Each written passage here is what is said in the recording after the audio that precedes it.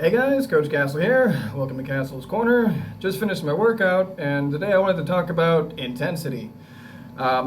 Used to have a lot of misconceptions about intensity personally. Just to cover a few, I used to think that I had to go to the gym like a cocaine bear.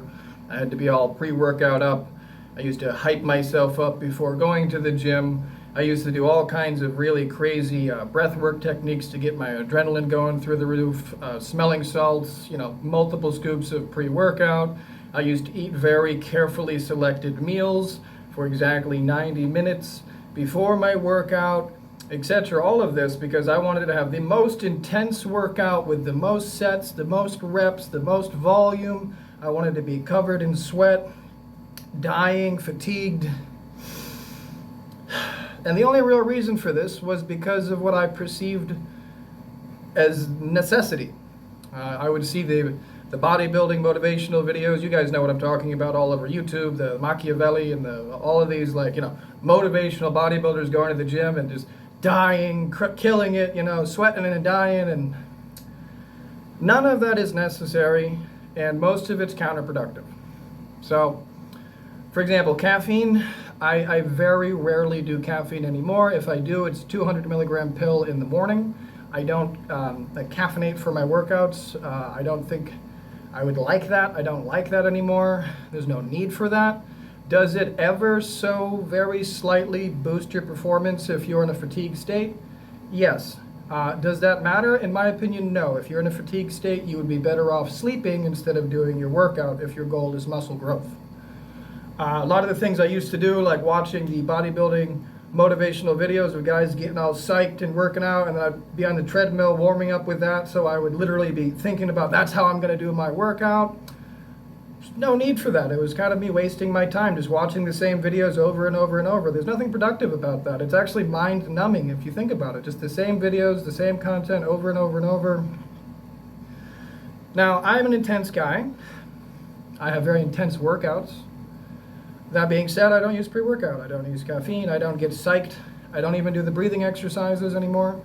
If I'm very fatigued or exhausted or what have you, I will literally go and sleep and take a nap instead of doing my workout. I'll take the day off if I have to.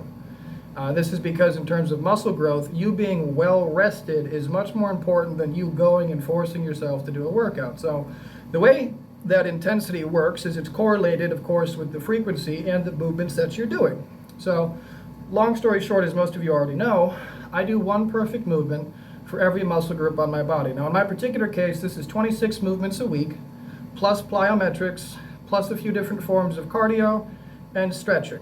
And this is essentially what I do throughout the week. My total training time throughout the whole week is, if you don't count cardio, about 4 hours. But again, my cardio is just me walking, so it's not like it's a big deal. I just walk to the grocery store, walk to get dinner, walk to see my friends, walk the park a couple laps. So again, very low intensity cardio because this burns fat. With my workouts, the one best movement for each muscle group, I do opposing muscle groups. So I'll do my biceps, immediately hit my triceps, then do my front delt, then my rear delt, then my lateral delt. That will be arm day. Now I've done one set for each, and then I go right back to the beginning and I do it again. Now depending whether I'm doing a strength-based day or a sarcoplasmic day, will determine if I'm doing a lot of reps or only a few reps. If I'm doing very slow eccentrics, or if I'm doing more fast-paced kind of tempo pattern reps. The sarcoplasmic is always with the tempo pattern, and the strength is almost always with very lengthy eccentrics or isometric pauses in there. Now that being said, my intensity is always going to be determined by how perfectly I can complete the movement. So again, the reason I'm stressing the perfect movement patterns here, the biomechanics of it, is because it's very necessary to understand how much you're training each muscle group. And if you are perfectly targeting each muscle group with an intensity which is going to near failure, very close to failure, where you can no longer mechanically complete the rep with good form, either eccentrically or concentrically, then you have achieved failure to the stage where you now need to wait 3 to 4 days before you train that muscle group again. This is why I believe it is very intelligent and very efficient to only train your muscle groups with the perfect movement, with the right intensity, wait 3 or 4 days, and allow your muscle basically to recover, then super recover, so it's even stronger than before, and then target it again. You should not be hitting plateaus. I don't know why people always talk about hitting plateaus like it's a normal thing. It is not a normal thing. You should not be hitting plateaus normally. Maybe once or twice a year, yeah, and that's usually and should normally be determined by stress levels. Maybe your hormones are out of whack, you could be sick. But generally speaking, you shouldn't be plateauing. And if you are plateauing, you're not consuming enough protein or amino acids, something's wrong with your diet, your nutrition is off, you're not sleeping enough, you could be too stressed, your hormones could be out of balance, your intensity could suck, your weight selection could suck, you could be doing incorrect frequency, you might not be sleeping enough. You guys get the idea. The point I'm trying to make with this video is just really, I see a lot of people and I get the questions all the time from my clients. What do I think about coffee, pre-workout, what kind of food? It doesn't matter. Whenever it's time to do your workout, make sure that your stomach is, semi-empty. It doesn't have to be empty, but just don't eat lunch and go work out. It's a bad idea for many reasons I've addressed before. But just make sure your stomach is semi-empty. Go in there. Warm up with some plyometrics, get your body a little bit hot, do 5-6 minutes of jump rope, do some burpees or something, whatever. Get warmed up, do your workout, maybe 15 minutes if it's arm day, get it done. The right intensity, each bicep set should be taken to near failure. Each consecutive set of doing the biceps is going to be less reps than the previous one, obviously, because you're fatiguing.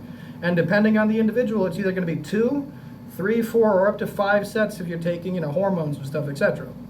But for the average person, guys, stop it with the coffee, it's screwing with your sleep.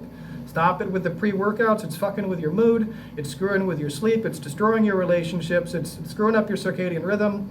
Stop it looking for a magic pill, stop looking for a magic training program or a magical song.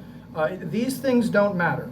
What does matter is perfect technique taken to near failure, and then primarily spending the vast majority of your time, 23.5 hours out of the day, recovering.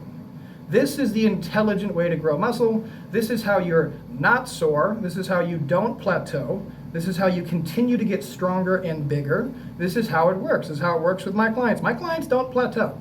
This is why my clients will sometimes stay with me for up to even 3, 4, 5 years. It's because when they're working with me, they don't plateau.